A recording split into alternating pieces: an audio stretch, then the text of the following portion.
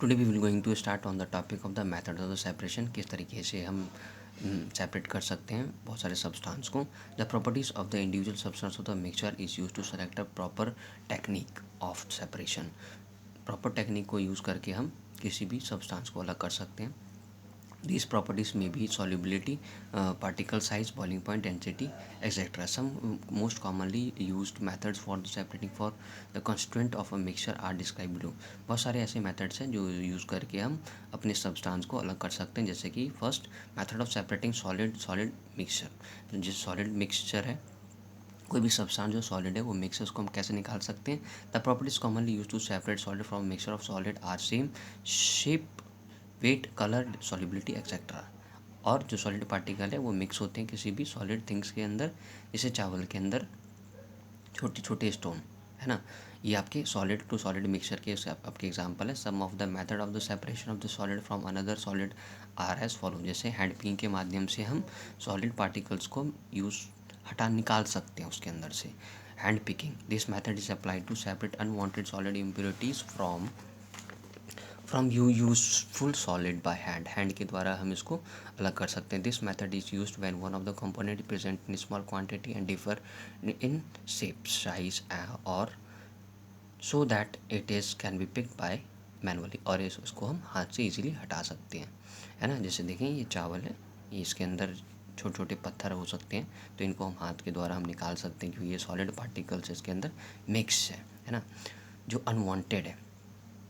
For example, this method is used to separate particles to dirt, stone, husk, etc. for the grain of wheat, rice, pulses, etc. और हम इस method को use करके हम अपने rice, wheat या pulse में से डस्ट, स्टोन या फिर हस्क हम उसको निकाल सकते हैं by the method of the hand picking. This undesirable components present in small quantities, क्योंकि ये बहुत ही कम मात्रा में होते हैं। And the total amount of grain to be separate generally in not very large, therefore it is possible to separate them by hand picking. और इजीली हम हैंड पिकिंग के द्वारा हम उसको अलग कर सकते हैं।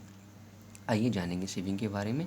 This method is used when a mixture has component of different sizes which they can be separated using a sieve. और इसके अंदर बहुत सारे डिफरेंट पार्टिकल्स ऐसे होंगे, उनका साइज सबका अलग अलग होगा, है ना। इसलिए हम सीविंग का यूज़ करेंगे। The smaller component of mixture can pass through the pores of the sieve bigger there has bigger component of mixture can be retain by the सीव।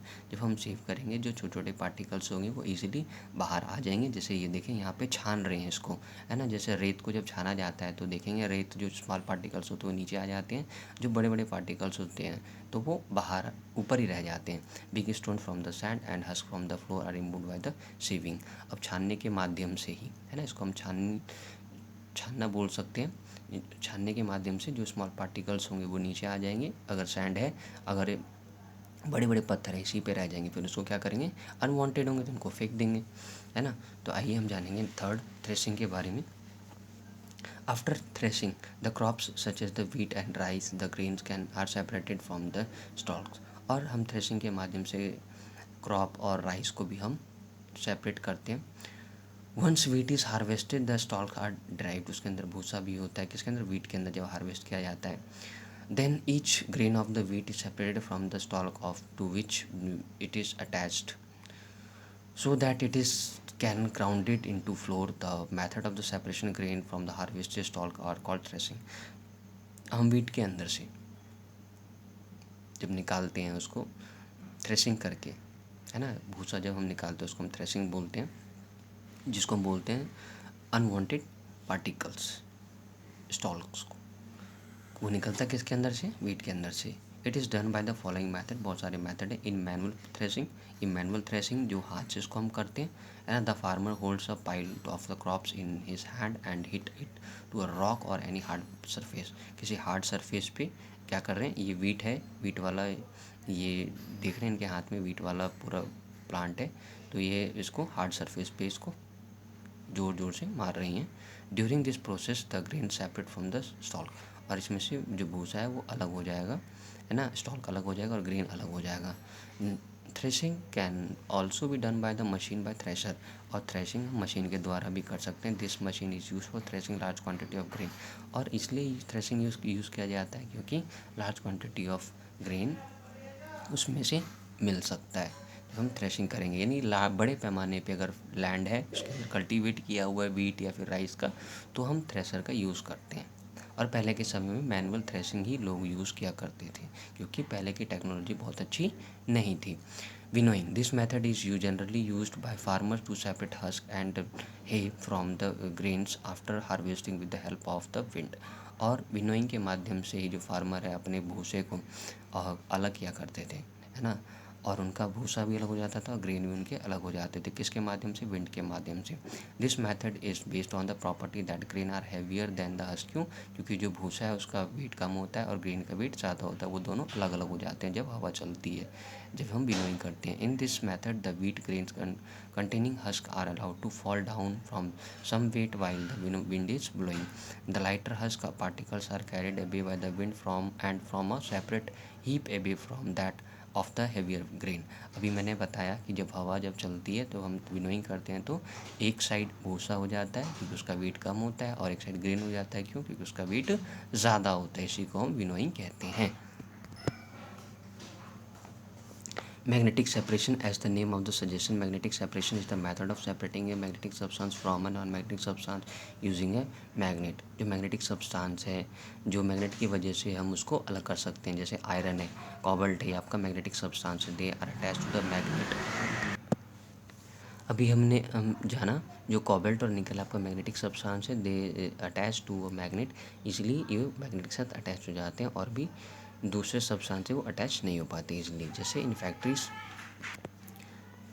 factories, scrap iron are separated from the heap of waste material by using a strong electric magnet fixed into a crane। और जो scrap iron हो, जो iron का use नहीं है, factory से क्या करते हैं, उसको हटाया जाता है, किसके माध्यम से, क्रेन के माध्यम से। उसके अंदर मैग्नेट फिट किया जाता है, फिर उसको हटाया जाता है, क्यों? क्योंकि बहुत हैवी होता है इसलिए। Sublimation, it is the process converting solid directly into vapour. और सब्लिमेशन उसको बोलते हैं जो सॉलिड है डायरेक्टली कन्वर्ट किस में होता है, vapour, without converting it into a liquid. और ये विदाउट वेपर के फॉर्म में कन्वर्ट होके लिक्विड में होता है। The vapour of the cooling give the pure substance a solid form. और वेपर के माध्यम से जब ये कूल होते हैं, ये प्योर सब्सटेंस फॉर्म करते हैं। जैसे कि देख रहे हैं आप सब्लिमेशन, जैसे सॉलिड, हीट, कूल और vapour. And sublimation can be use to separate these substance from the mixture. अब सब्लिमेशन को यूज़ करते हैं किसी सब्सटेंस को अलग करने के लिए अगर वो मिक्स होते हैं। Second, method of separating insoluble solid from the liquid. और इनसॉल्यूबल सब्सटेंस सॉलिड और लिक्विड है, उसको हम कैसे अलग करेंगे। Some solid particles are insoluble in water. कुछ ऐसे सॉलिड पार्टिकल्स हैं जो इनसॉल्यूबल हैं वाटर के अंदर। For example chalk powder, dust particle, sand and tiny piece of the straw and are insoluble in water. ये सारे प्रोडक्ट इनसॉल्यूबल हैं किस चीज़ के अंदर, वाटर के अंदर। To separate this type of particles generally we use the following methods. जैसे सबसे पहले सेडिमेंटेशन एंड डिकंटेंशन पढ़ेंगे। This method is use for all the mixture in which one component is insoluble in the solvent. यानी ये सारे substance को mix किया जाता है और in one component is insoluble in the solvent, और ये इनसॉल्यूबल नहीं हो पाते किसी भी सब्सटेंस के अंदर। Sedimentation is the process in which heavier particle of an insoluble solid is a liquid is settled down। और जो heavier particle होते हैं यानी insoluble जो substance होते हैं वो liquid के form में easily settle down हो जाते हैं। If a mixture of sand, जैसे कि हम एग्जांपल लेंगे सैंड का, वाटर के साथ हम उसको अगर मिक्स करेंगे, is allowed to stand undisturbed from some times, the sand will settle down as said. इसको हम सेडिमेंट बोलेंगे। और सैंड क्या होता है, सैंड नीचे बैठ जाता है। The upper clear liquid that remain above the sediment is called supernatant. जो ऊपर ये देखें, ये जो ऊपर पार्टिकल्स है ना, इसको हम सुपरटेंटेंट बोलेंगे। This layer can be remove without disturbing the sand. और इस लेयर को हम इजीली हम हटा सकते हैं at the bottom by a process called decantation. इसको हम डिकेंटेशन बोलते हैं। Decantation is the removal of clear layer of the liquid without disturbing the settled solid। कैंटेशन हम उसको बोलते हैं, जो ऊपर का लेयर है, ये देख रहे हैं ऊपर का लेयर है, इसके लिए ईजिली हम इसको हटा सकते हैं, है ना, without disturbing the lower part of the settle down solid, जो नीचे जमा हुआ जो पार्टिकल्स है। I hope you will understand. Thank you. Thanks a lot. Again, I can meet with next topic with next video.